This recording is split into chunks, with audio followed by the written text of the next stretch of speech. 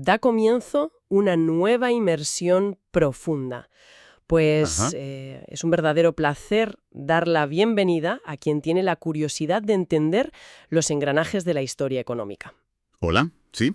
Bueno, quien busque comprender cómo las decisiones políticas de hace 2 siglos siguen proyectando su sombra hoy, pues está en el lugar adecuado. Exacto. Y hoy tenemos sobre la mesa un gran enigma, el enigma de la economía española del siglo XIX. Un tema fascinante, la verdad. Totalmente. La pregunta es tan directa como compleja. A ver, ¿por qué la revolución industrial fracasó o, bueno, llegó con tantísimo retraso a España si la comparamos con vecinos como Gran Bretaña o Francia? Claro, esa es la gran pregunta que siempre nos hacemos. Eso es. Y nuestro objetivo en este análisis a fondo es extraer las verdaderas pepitas de conocimiento de la historiografía económica más rigurosa. Queremos demostrar algo que, sinceramente, es fascinante. Sí, porque la respuesta suele sorprender. Justo. Resulta que la respuesta a ese retraso industrial, a la falta de altos hornos, de trenes o de telares mecánicos, no hay que buscarla en las ciudades. La respuesta está manchada de barro, está en la tierra. Vale, vamos a desgranar esto, Me parece perfecto. porque resulta muy paradójico que, para entender el fracaso de la industria, primero tengamos que analizar el trigo y las leyes agrarias, ¿verdad? Pues sí, es un punto de partida fundamental. Si queremos entender el desarrollo económico de un país en esa época, hay que mirar ineludiblemente al campo. Claro, no queda otra. Exacto. No se puede construir un tejido industrial moderno sobre unos cimientos agrarios medievales o estancados. Y para dimensionar esto correctamente, hay que situarse en la España del año 1900. Fíjate, ya en los albores del siglo XX, Eso es. En ese momento, 2/3 de la población activa española seguían trabajando directamente en el campo. 2/3. Es una barbaridad. Hablamos de una masa laboral inmensa dedicada a la agricultura, un sector que por sí solo generaba más de la mitad de la renta nacional. O sea, todo lo que ocurría en el surco del arado determinaba el pulso de la economía entera. Y a ver, todo el mundo conoce la teoría clásica de este tema. Una revolución agraria proporciona el capital, la mano de obra barata y el mercado interno necesarios para encender la chispa de la industrialización. Es el ABC de la historia económica. Sí, la teoría pura y dura. Pero lo que resulta asombroso al revisar los datos del siglo XIX español es cómo la agricultura fracasó estrepitosamente a la hora de desencadenar esa reacción. Totalmente. Utilizando una analogía mecánica, el campo español era un motor que estaba completamente gripado. Pero la duda es, ¿hasta qué punto era ineficiente? Porque sabemos que la tierra aquí era árida, pero los números tienen que ser verdaderamente alarmantes. Son cifras que explican por sí solas el retraso de todo un país. Estamos hablando de unos rendimientos del trigo que oscilaban entre los 4 y los 7 quintales por hectárea. Madre mía. Para poner esto en perspectiva histórica, esos son niveles de productividad que rozan casi las cifras de la Edad Media. Es que es brutal escucharlo así. Claro, y mientras tanto, en esa misma época, los agricultores en Gran Bretaña o en Alemania, aplicando rotación de cultivos, abonos químicos y maquinaria rudimentaria, ya estaban extrayendo el triple o el cuádruple de esa cantidad. Una diferencia abismal. Y esta ineficiencia brutal en España creaba un círculo vicioso tremendo. Al producir tan poco, apenas se generaban excedentes para alimentar a las ciudades en crecimiento. Lógico, si el campo no produce, la ciudad no come. Exacto. Las dietas urbanas eran paupérrimas, bordeando la estricta subsistencia, y el fantasma de las hambrunas periódicas siguió acechando al país hasta bien entrada la década de los 60 del siglo XIX. Es fortísimo pensar que mientras en Londres inauguraban las primeras líneas del tren subterráneo, en gran parte de España se seguía utilizando el arado romano de madera tirado por una mula. Es un contraste tecnológico increíble. Desde luego, son dos mundos distintos. Pero el problema no era solo que no hubiera comida suficiente para las ciudades. El problema, y aquí es donde la industria naciente se estrella contra un muro de realidad pura y dura, es la falta absoluta de un mercado interno. Ahí le has dado. Esa es la clave. Me parece vital detenernos un momento en la industria textil algodonera catalana. Los empresarios en Cataluña estaban haciendo un esfuerzo titánico por importar telares, por modernizarse, por aplicar la máquina de vapor, pero se encontraron con una trampa mortal. ¿La trampa de la demanda nula?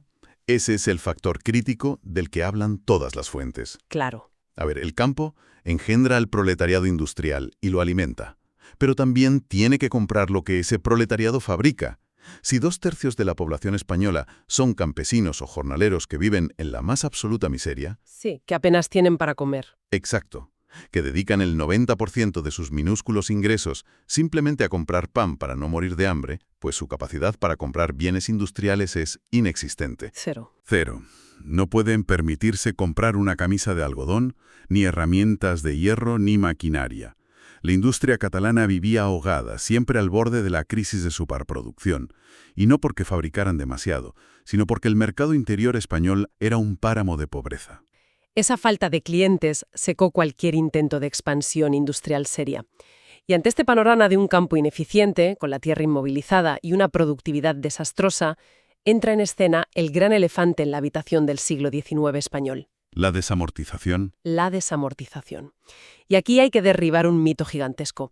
Durante mucho tiempo se ha arrastrado la idea romántica de que la desamortización fue una especie de reforma agraria progresista, diseñada para quitarle la tierra a los poderosos y repartirla entre los campesinos pobres. Sí, la idea de crear una clase media rural floreciente. Eso es, pero nada más lejos de la realidad histórica. Fue, en esencia, la mayor operación de especulación e ingeniería financiera del Estado español. Una operación de expropiación y subasta a una escala colosal. Para entenderla de verdad hay que comprender que eran las llamadas manos muertas. Cuéntanos sobre eso. Históricamente, inmensas extensiones de tierra en España pertenecían a instituciones que no podían venderlas ni enajenarlas. Principalmente hablamos de la Iglesia Católica, las órdenes religiosas y los ayuntamientos. Tierras intocables, básicamente. Exacto. Tierras que estaban legalmente fuera del mercado, fuera de la circulación capitalista.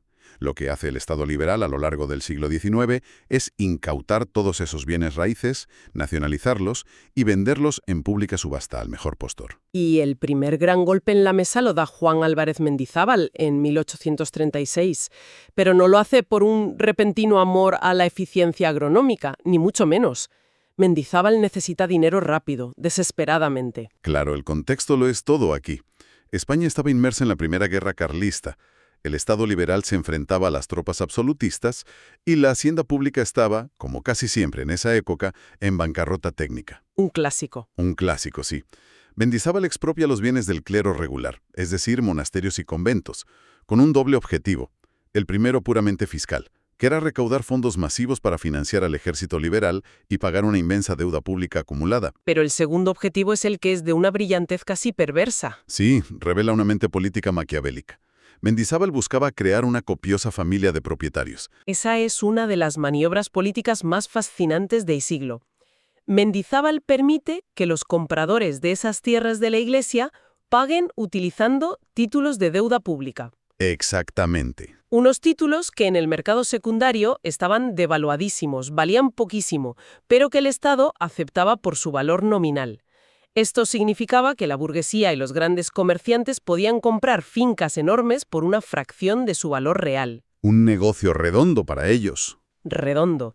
Y la genialidad táctica es que, al hacerlo, Mendizábal vinculaba materialmente a esta nueva clase propietaria con el éxito del bando liberal.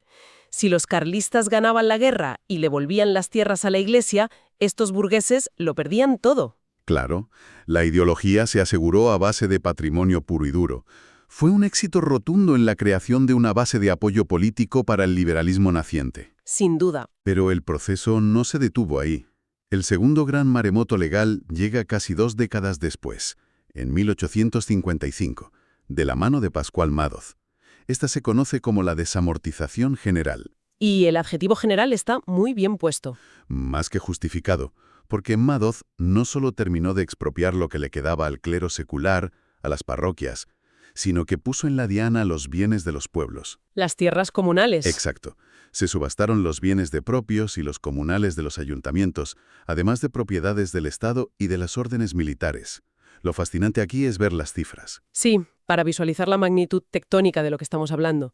Se calcula que entre ambas desamortizaciones cambiaron de manos unos 10 millones de hectáreas. Es el 20% de todo el territorio nacional. Una barbaridad. La mitad de toda la tierra cultivable de España fue subastada. Es una transferencia de riqueza que marea. Y claro, al hacerse mediante subasta pública al mejor postor, buscando maximizar la recaudación para tapar los agujeros de Hacienda, la urgencia fiscal pisoteó por completo cualquier atisbo de equidad social o de verdadera reforma agraria. Totalmente, fue recaudación pura.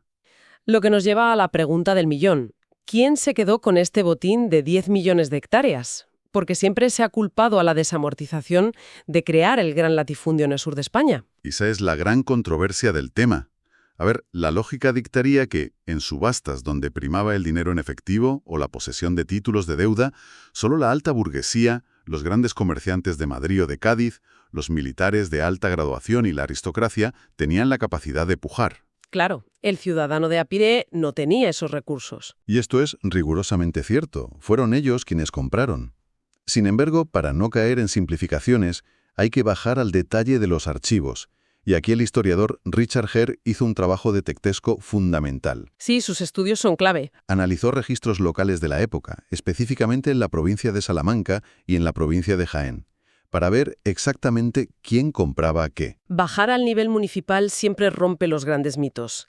¿Qué descubrió Hare en esos registros de propiedad exactamente? Pues descubrió que la desamortización no alteró la estructura preexistente de la propiedad, simplemente cambió a los titulares.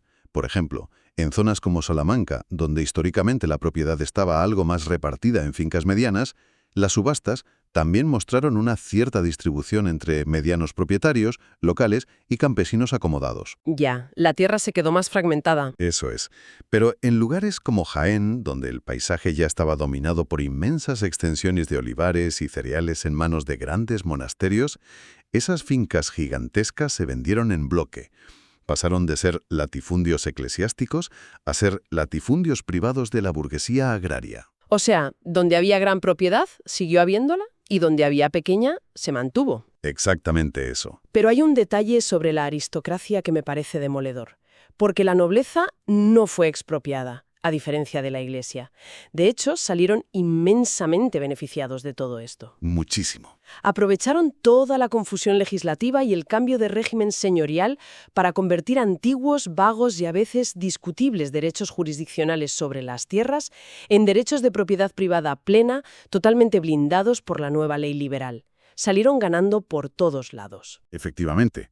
La nobleza tradicional se fusionó económicamente con la nueva burguesía terrateniente, creando una oligarquía agraria enormemente poderosa. Una élite intocable. Pero toda moneda tiene su cruz, claro, y las estadísticas macroeconómicas a menudo camuflan una tragedia humana desgarradora. Hubo unos grandes perdedores absolutos en todo este proceso. El campesinado pobre. El campesinado pobre, el jornalero sin tierras. Si conectamos esto con el panorama general, esta inmensa masa de la población dependía para su pura supervivencia biológica de los bienes comunales de los ayuntamientos que Madoz mandó a subastar. Hay que entender lo que significaba un bosque comunal o un prado municipal para una familia campesina del siglo XIX. Era su red de seguridad extrema. La única que tenían. Era el lugar donde podían ir a recoger leña gratis para no morir de frío en invierno, donde podían cazar algo, donde podían llevar a pastar a un par de ovejas o a una mula. O simplemente recolectar frutos silvestres. Cosas básicas para no morir de hambre. Claro, y cuando el Estado subasta esas tierras comunales y un señorito burgués de la capital las compra y levanta una valla impidiendo el paso, esa red de subsistencia desaparece de la noche a la mañana. El nivel de marginación al que se empujó a cientos de miles de familias es muy difícil de concebir hoy en día. Y las consecuencias de esa desposesión brutal no fueron simplemente económicas, o sea, alteraron el curso de la historia política de España. Al arrebatarles el acceso histórico a la tierra, se creó un inmenso proletariado rural desarraigado y desesperado. Especialmente en la mitad sur peninsular. Exacto. Y esta miseria extrema es el caldo de cultivo empírico, es el origen social incontestable de la tremenda conflictividad que iba a explotar poco después. De esas masas de jornaleros hambrientos se nutrieron las continuas revueltas campesinas. Claro, la gente no tenía nada que perder. Fueron la base social que alimentó las partidas carlistas, buscando en el tradicionalismo una defensa frente al capitalismo liberal que, literalmente, los estaba aniquilando. Y décadas más tarde serían el terreno más fértil imaginable para el arraigo de los poderosos movimientos anarquistas que sacudieron la estructura del Estado español. Es que, piénsalo, si tienes un campo que no produce suficiente para alimentar a la población, que no genera mercado para comprar los productos de las fábricas de Barcelona o Bilbao, y que además es una olla a presión de jornaleros despojados de sus tierras ancestrales, la lógica económica dictaría que el Estado tendría que intervenir urgentemente para forzar la modernización. Sería lo lógico. Fomentar el regadío, traer maquinaria. Educar a los agricultores, exacto. Pero la respuesta política fue levantar un muro gigante. Cambiamos de tercio hacia las políticas comerciales, porque la reacción a esta crisis permanente no fue la innovación tecnológica, fue el proteccionismo más absoluto, el infame escudo del trigo. La política arancelaria es la otra gran pieza para entender el puzzle del atraso español.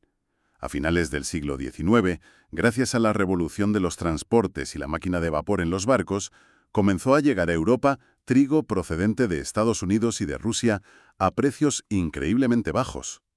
Claro, era un mercado ya globalizado. Un trigo que era infinitamente más barato y competitivo que el que se cultivaba a duras penas en las resecas tierras de Castilla o Andalucía. Ante esta avalancha, la oligarquía terrateniente española, que, recordemos, tenía un control férreo sobre el poder político en Madrid, exigió protección.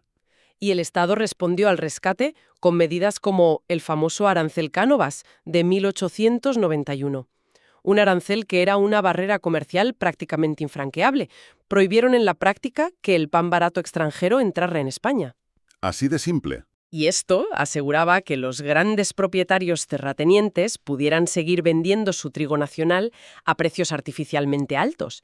Y claro, si el Estado te garantiza, por ley, que vas a vender tu cosecha a un precio desorbitado sin importar la competencia exterior, ¿qué incentivo tienes para invertir capital en mejorar tu finca? Ninguno. Absolutamente ninguno. Ese escudo arancelario tuvo un coste de oportunidad incalculable para el país. Premió y blindó la ineficiencia estructural. En lugar de forzar a la agricultura cerealista a adaptarse, a comprar segadoras mecánicas, a utilizar fertilizantes, A modernizarse, en fin. a modernizarse o a transicionar hacia otros cultivos, el arancel permitió la supervivencia zombie de técnicas agrícolas ancestrales. Se mantuvo el sistema de año y vez, que consistía en la barbaridad agronómica de dejar la mitad de la tierra cultivable en barbecho cada año para que recuperara nutrientes. Perdiendo el 50% de la capacidad productiva de un plumazo. Exacto. Mientras el resto de Europa occidental aceleraba hacia el siglo XX, los campos trigueros españoles se mantenían en una cápsula del tiempo. Obligaron a todo un país, a una población urbana ya de por sí empobrecida, a consumir pan caro solo para proteger los beneficios de una minoría terrateniente que no quería modernizarse. Visto desde hoy, parece un acto de sabotaje económico por parte de los propios gobernantes. Sí, cuesta entenderlo. ¿Por qué el gobierno de la Restauración condenaría a su propia población a pagar más por el alimento básico por excelencia? Pues detrás de esa decisión, que aparentemente es suicida desde el punto de vista macroeconómico, hay una lógica política fría y calculadora que define la época. Hay que plantearse cuál era la alternativa real en aquel momento. A ver, Si el gobierno hubiera apostado por el librecambismo, dejando entrar sin trabas el trigo americano barato, habría provocado la quiebra inmediata de miles y miles de explotaciones cerealistas ineficientes en todo el interior peninsular. Y eso habría desencadenado un éxodo rural masivo y repentino. millones de personas moviéndose a la vez. Hablamos de millones de personas huyendo de la ruina en el campo, marchando hacia unas ciudades españolas, cuya industria, como ya hemos analizado al principio, era anímica y completamente incapaz de absorber semejante aluvión de mano de obra. Claro, no había fábricas esperando contratar a esos campesinos. Solo encontrarían más hambre en las calles de Madrid o de Barcelona. Sería una receta matemáticamente perfecta para una revolución urbana incontrolable. Absolutamente. El temor al caos social dictaba la política económica. Al imponer el arancel al trigo, los políticos de la Restauración optaron de manera muy consciente por mantener el orden establecido. Estaban comprando paz social a corto plazo. Una paz social muy precaria, pero paz al fin y al cabo. Mantenían a la inmensa mayoría de la población rural fijada a sus tierras y pueblos, aunque fuera en condiciones de miseria y subdesarrollo, simplemente para evitar el colapso del sistema político. Fue una decisión de supervivencia del régimen, pero que exigió sacrificar deliberadamente el crecimiento y la modernización del país a largo plazo. Me fascina esa perversa lógica política de verdad, aunque económicamente sea una sentencia de muerte. Y aquí es donde la historia da un giro trágico. Sí, la gran paradoja. Porque leyendo sobre la época, resulta que no toda la agricultura española era un desierto de ineficiencia y arados romanos. había una excepción brillante. Un sector que demostraba exactamente lo que España podía llegar a ser. El litoral mediterráneo. Exacto, el milagro exportador de los cultivos del litoral. Zonas de Valencia, Murcia, Cataluña o Andalucía, volcadas en la vid, en el aceite de oliva, los cítricos como la naranja, las almendras, las pasas, el corcho.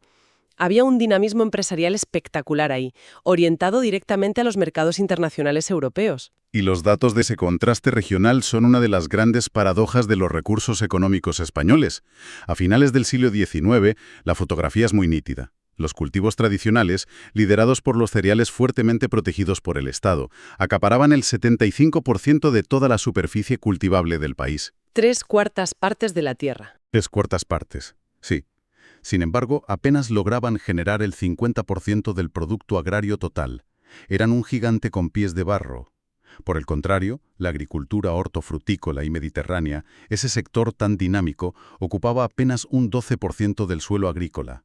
Pero ese minúsculo 12% producía la asombrosa cifra del 23% de todo el valor agrario nacional. Es que era oro puro. Una agricultura intensiva, productiva y enormemente competitiva en el contexto internacional.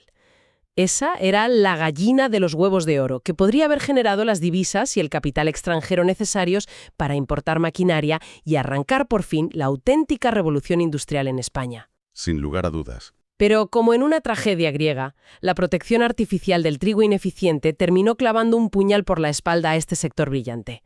El arancel Cánovas se convirtió en una trampa de doble filo brutal. Es que la mecánica de esa trampa comercial es implacable.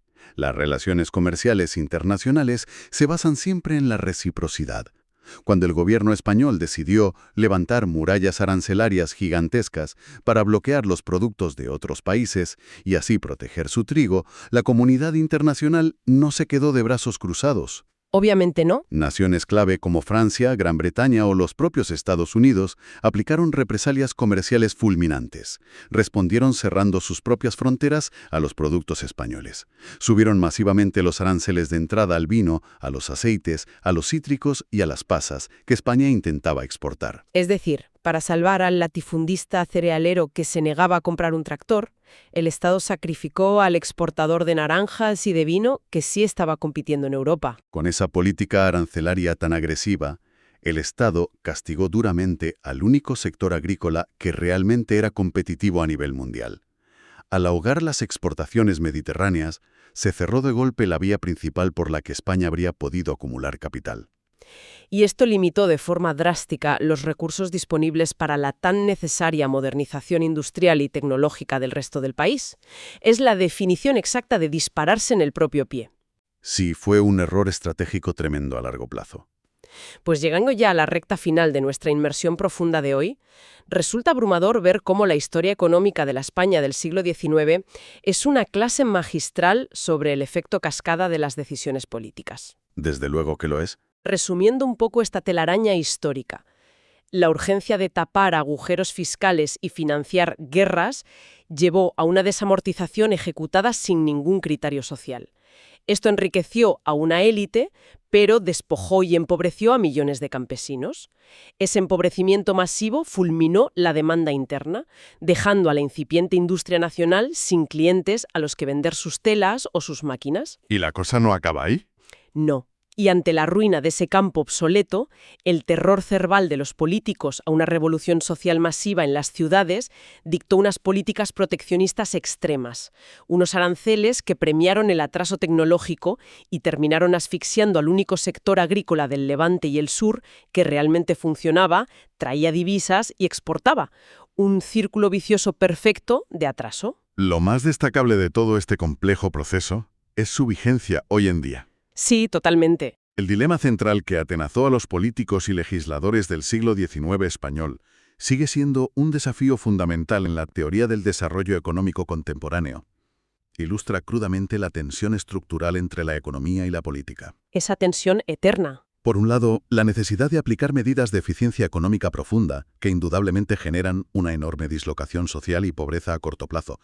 Y por otro lado, la tentación irresistible de los gobiernos de proteger ineficiencias crónicas simplemente para mantener la estabilidad política e impedir un colapso del orden social.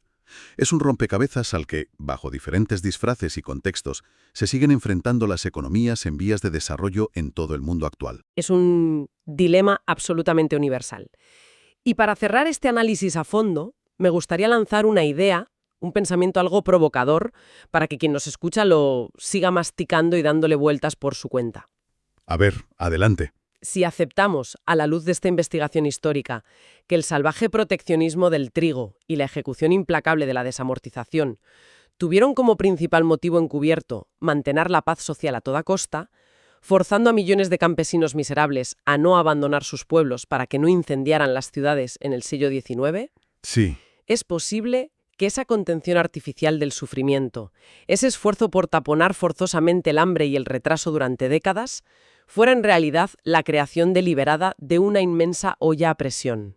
qué gran pregunta. Una olla a presión social y rural que terminó reventando de la forma más trágica, violenta y fratricida en los conflictos civiles que acabarían definiendo y desgarrando a la España del siglo XX. Es una reflexión dura, de esas que cambian la perspectiva y perfecta para dejar reposando en la mente hasta nuestra próxima inmersión profunda.